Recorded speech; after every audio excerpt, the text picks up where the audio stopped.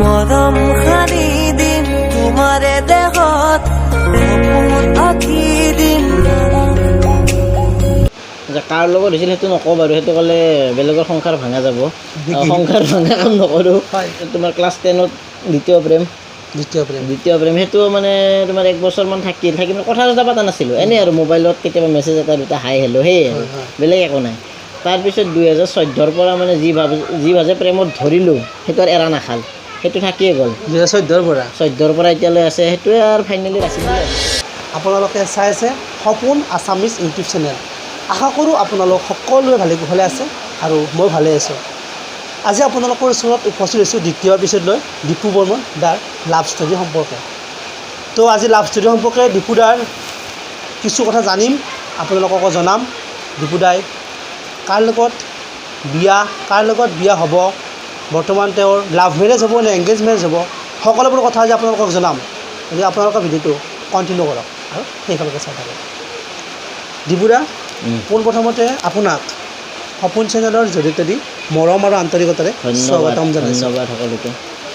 ইয়াৰ আগৰ এপিছ'ডটোত আপোনাৰ মই ইণ্টাৰভিউ সম্পৰ্কে বা আপোনাৰ ব্যক্তিগত জীৱনৰ লগতে আপোনাৰ ইউটিউব জগতৰ বহুতো কথা আমাৰ ভিউৱাৰ্ছসকলক জনাইছিলোঁ।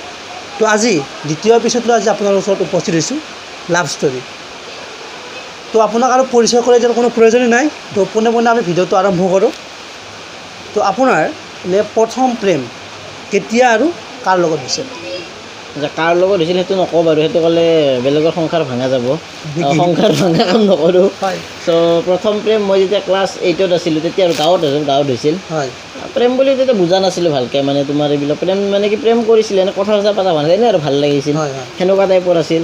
তাৰপিছত সেইটো গ'ল, যোৱাৰ পিছত তোমাৰ ক্লাছ 10ত দ্বিতীয় প্ৰেম সেইটো মানে তোমাৰ 1 বছৰমান থাকি মানে কথা চথা পতা নাছিলোঁ, এনেই আৰু মোবাইলত কেতিয়াবা মেছেজ এটা দুটা হাই হেল্ল' সেয়ে আৰু বেলেগ একো নাই। তাৰপিছত 2014ৰ পৰা মানে যি ভাজে প্ৰেমত ধৰিলোঁ সেইটো আৰু এৰা নাখাল, সেইটো থাকিয়ে গ'ল। 2014ৰ পৰা এতিয়ালৈ আছে, সেইটোৱে আৰু ফাইনেলি ৰাখিম বুলি ভাবিছোঁ আৰু। মৰম আমাৰ দুটি মনে কেতি প্ৰাণ, তোমাৰ মোৰ প্ৰেমৰ মিলন যেন ঈশ্বৰৰে দান। তাৰমানে এইটো কনফাৰ্ম হৈছে আৰু? সেইটো কনফাৰ্ম। তো আপোনাৰ প্ৰেমৰ যেতিয়া আপুনি ফাৰ্ষ্ট সোমাইছিলে বা প্ৰেমৰ যেতিয়া প্ৰথম ভয় দিছিলে আপোনাৰ অভিজ্ঞতা আপোনাৰ কেনেকুৱা আছিল তেতিয়া? যিটো আপোনাৰ প্ৰেম নজনোৱাকৈ হৈ গৈছিলে প্ৰেম, তাৰ অভিজ্ঞতা আপোনাৰ কেনেকুৱা? সেইটো মানে তোমাৰ চিৰিয়াছলি লোৱা নাছিলোঁ সেইবিলাক, মানে এনেই আৰু ভাবিছিলোঁ বেলেগে ভাল পাই দেখোন, আমাৰ মামাৰ ল'ৰা চৰা সিহঁতে ছোৱালী তোৱালী লৈ ঘূৰি ফুৰে বাইকত, মই কিয় পটাব নোৱাৰিম এটা ছোৱালী, সেনেকুৱা এটা ভাৱ আৰু। তেতিয়া মানে সেনেকৈ আৰু সৰু মানে ল'ৰা ছোৱালী ধেমেলীয়া প্ৰেম বুলি যে কয় সেনেকুৱা আৰু। কেতিয়াবা আপোনালোকৰ এই প্ৰেমৰ মাজতে কেতিয়াবা আপোনালোকৰ সংঘাত হৈছিলে? এই বাপৰে বাপ। কেনেকুৱা ধৰণৰ তাৰমানে সংঘাত মানে তোমাৰ কি বুলি ক'ম, মানে এই বহুত মানে শেষ নহ'ব ক'লে। কেতিয়াবা গুড মৰ্ণিং মেছেজটো দিব পাহৰি যায়, সেইটোক লৈ সংঘাত।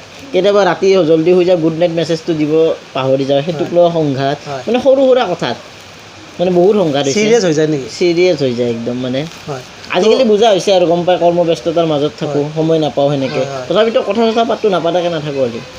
আপোনাৰ এনে ঘৰৰ মানুহে জানেনে আপোনাৰ যে প্ৰেম হৈ আছে বা আপুনি যে বৰ্তমান আপুনি এজন ছোৱালীৰ লগত ৰিলেশ্যনত আছে বৰ্তমান? জানে কনফাৰ্ম হৈছে? জানে আৰু একদম তাৰমানে নিৰ্ভয় সহকাৰে কৈছে যে ঘৰৰ মানুহ সম্পূৰ্ণ জানে, তাৰমানে আৰু বিয়া হ'ব আৰু বেছি দিন নাই, আপোনালোকে গমেই পাব। তো এতিয়া কিবা প্লেনিং চলিছে নেকি তেনেকুৱা? নাই বৰ্তমান চলা নাই। প্ৰথম মাইতো ক'লে আগৰ এপিছ'ডত যে ভণ্টিক প্ৰথম বিয়া দিব, তাৰপিছতহে মোৰ। হয় নেকি? এতিয়াও মানে বহুতে ভাবে যে খাতাৰনাক যিজনী আৰ্টিষ্ট সেইজনী মোৰ ৱাইফ বুলি বহুতে মানে ভাবে আৰু, সেইটো মানে আপোনালোকৰ চেনেলৰ যোগেদি কৈছে, সেইটো নহয় বাৰু। নহয় নহ'লে ভুল পাব সেইটো ভাবিলে। তাৰমানে ৰিয়েল লাইফত আছে আৰু এজন আছে। তো তাৰমানে আপোনাৰ যিটো আপোনাৰ ৰিয়েল লাইফত আছে, তো আপোনাৰ পৰা এনে কিমানমান ডিষ্টেঞ্চত দূৰত মানে বয়সটো মানে আমাৰ ইয়াৰটো ছেম টাইমতকৈ খালি 10 মাহে সৰু। আপোনাতকৈ 10 মাহে সৰু হয়? সিহঁতৰ ঘৰৰ মানুহে জানে আপোনাৰ প্ৰেমৰ সম্পৰ্কে? চবেই জানে। তাৰমানে প্ৰস্তাৱটো আগবাঢ়িছে আৰু, বিয়াৰ প্ৰস্তাৱটো আগবঢ়া নাই, কিন্তু লাভৰ প্ৰস্তাৱ আগবাঢ়ি গৈছে আগতে। কেইবছৰ হ'ল বুলি ক'লে? এতিয়ালৈকে মোৰ তোমাৰ 2014ৰ পৰা 8 বছৰে হ'ব এইবাৰ। বাপৰে বাপ, খুব জোৰদাৰ প্ৰেম। গতিকে চাওক, এইবিলাক হ'ল আচলতে কি জানে, প্ৰেম মানে প্ৰেমে, কিন্তু প্ৰেমত সদায় বিশ্বাস থাকিব লাগে। প্ৰেম কেতিয়াও তাৰমানে ধ্বংসৰ কাৰণ হ'ব নালাগে। প্ৰেমত মানে কিবা এটা শিকিব পাৰিব লাগে ন। তো আপুনি প্ৰেমৰ অনুভূতি আপুনি কি বুলি ক'ব?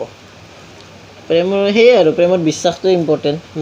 যাতে তোমাৰ যদি বিশ্বাসটো কিবা কাৰণ দুটাৰ মাজত নাথাকে তেতিয়া সেই প্ৰেমতটো সংঘাত হৈয়ে থাকিব সদায় সদায় মানে তোমাৰ আৰু বেছি দিনলৈকে টিকি নাথাকে সেনেকুৱা প্ৰেম সেয়ে তো আপোনাৰ প্ৰেমৰ অভিজ্ঞতা আপুনি কেনেকুৱা হৈছে আপুনি 8 বছৰ যে আপুনি প্ৰেম কৰিলে এজনীৰ লগত নহয় 3জনীৰ লগতে কৰিলে ইয়াৰ আগতে কৰিছিলে বাকী কেইজনীৰ লগততো সেনেকে কথা হোৱা নাই বা সংঘাতো হোৱা নাই মানে এইটো নজনাতে হৈছিল তাৰে এজনী বিয়া হৈও গ'ল মই ক'লোৱে জানি পেলাই হোৱাৰ আপোনাৰ 8 বছৰ হ'ল সেইটো প্ৰেমৰ পৰা আপোনাৰ অভিজ্ঞতা তিতা পিঠা কেনেকুৱা তিতাও পাইছোঁ বহুত হাই কাজিয়াত মানে তিতা পাওঁ কাজিয়া লাগি থাকিলে একদম বেয়া আৰু মানে তাই বেয়া কিন্তু মিঠা অনুভৱটো মেছেজ কমপ্লিট বন্ধ সেইকেইদিন মাজতে ব্ৰেকআপ হৈছিল 2-3 বাৰ তথাপিতো ব্ৰেকআপ হ'লে একদিন 2 দিনত আকৌ তোমাৰ পেচাপ হৈ যায় আৰু বস্তুটো তো দীপুদাৰ যদি বৌয়ে যদি ভিডিঅ'টো চাই আছে চিন্তা কৰিব নালাগে ঘৰৰ মানুহে যেনেকৈ জানে তো খুব কম দিনৰ ভিতৰতে আপোনাক বয় কৰি আনিবই তো আপুনি ভিডিঅ'টো চাই আছে আপুনি গমেই পাইছে বেলেগ আপোনাৰ নহয় বেলেগ আৰু দীপুদাই তাৰমানে আপোনাৰ